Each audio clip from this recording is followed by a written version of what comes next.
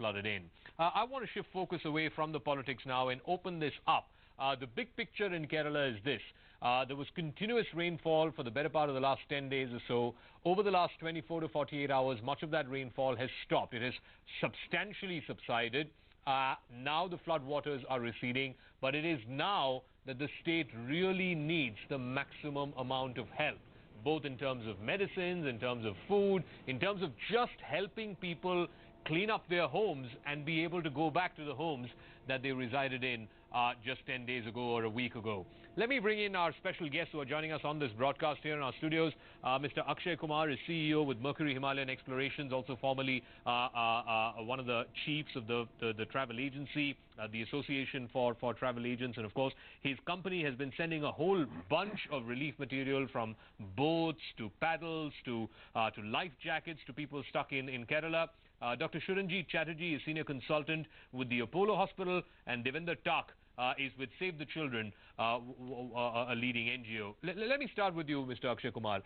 What is the big focus now that the waters are receding, and I think the rescue operation is largely 90-95% of the people have been rescued? What is it that will be the focus now, and what is it that people sitting around the country, around the world, who may want to help people in Kerala, what is it that they can do? Well, first let me just correct a statement. The help that we extended to Kerala came in from the Adventure Tour Operators Association. Personally, my company wasn't doing it. It was done through a federation of 500 members across the country. And you're right, the flood waters have reduced now, so much so that our rafts and the equipment that we sent over there, they've been actually forced to come off service today because we don't have too much water to ply on. Now the main challenge, I think the biggest hill is to cross now, is getting people back home, giving them the confidence and the respect of coming back to their homes, and even giving them, other than aid and medicines and clothes, they also need that self-respect and the psychological solace of coming back to their own houses and how to rebuild their lives again.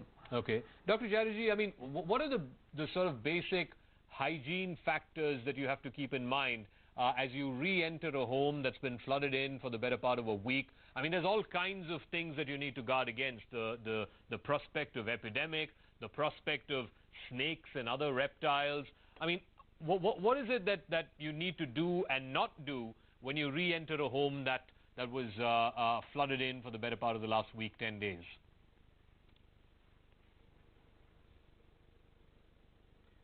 The most common things that happen when you are entering a water-flooded house is basically all the infections that can happen, and as you said, all the reptiles can be inhabiting your house. So you have to be very careful when you're entering. You're seeing that when you're entering that things are clean, and you are very observant of things, that there are no snakes, there are no worms and all that which are around. But what you have to be more careful about is the food and the infections that can happen. Because once water has entered, the waterborne infections and the foodborne infections are very, very, very common, and we have to be very careful about it. The most common infections, as the previous doctor was saying, is leptospirosis, which can happen from the rodents. The other infections that happen very commonly is cholera. There can be epidemics of cholera. There could be gastroenteritis, jaundice, and even vector-borne infections can happen. So we have to be very careful when we enter the house. So, just if you could elaborate very quickly for our viewers, what are the kind of medicines, immediate medicines, that you would need as you try and re-enter a home that was flooded in? See, you need disinfectants. That's very important that you need disinfectants, because first of all, you'll have to clean the house with disinfectants. You have to clean it with, maybe you can also clean it with soap water and all that, but even disinfectants are very, very important. Then there could be antifungals. You need antifungals, which are important for even the skin and all these things. Then for infections, you can require very minor antibiotics like doxycycline or clotrimazole, and even antifungal ointments like clotrimazole, which are important.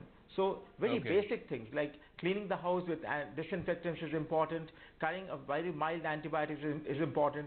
These are the things that are required at the outset itself. All right. Devendra, I think Mr. Akshay Kumar also referred to it very briefly about the psychological impact, particularly on the most vulnerable, whether it's the elderly, whether it's children. You know, this kind of psychological support is not something that we talk about often enough here in India. What does it take mentally for people who've lost a home? You know, they've probably spent their life savings on building that home, to go back and to clean it up from scratch in a way that it can be inhabitable again?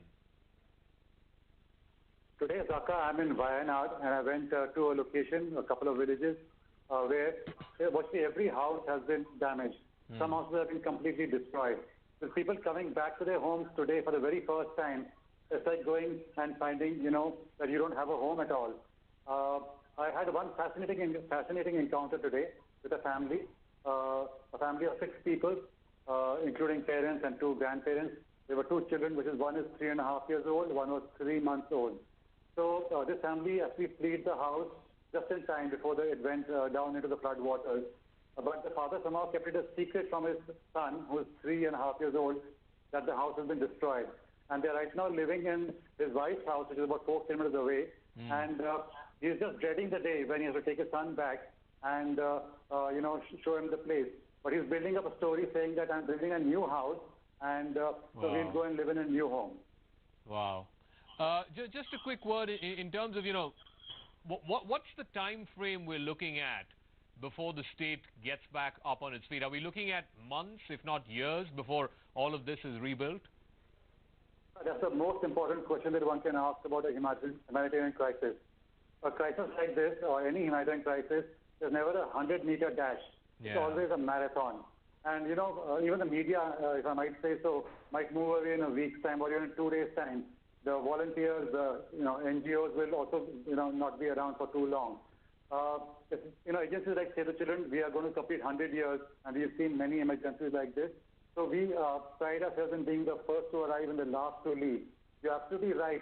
It might take a year, even more than that. And we've seen in many floods like Kashmir and Chennai, and of course, earthquakes like Nepal and other places, where you have to plan for years, not for days and weeks. All right. Okay. I want to leave it at that. Thank you very much to all our guests, Mr. Akshay Kumar, Suranjit Chatterjee, as well as Devendra Tuck. And I want to say this as we wrap up. We all refer to this long and arduous road to recovery. For many people, this is deeply personal, deeply individual. I mean, it's for the average Malayali. Building a home, building your dream home is what drives many of them to leave the state, seek economic opportunity in the Gulf, in America, just to come back and be able to build a home that you can call your own. For many of them to see those very same homes, those very same dreams be flooded away, it'll take them years to recover from that kind of psychological wound that's been caused because of these floods. We are with them. We've started a small initiative on behalf of our sister channel, News 18 Kerala. What that initiative is, we will say on the other side of this very quick break. As we take a break, once again, a salute to the real heroes of Kerala, ordinary men and women who've been pushed into the deep end because of this unprecedented situation, have shown unprecedented amount of courage and valor and just basic human empathy for their fellow Malayali, for their fellow resident, for their fellow Indian. It's our salute to them. We'll catch you on the other side of this break.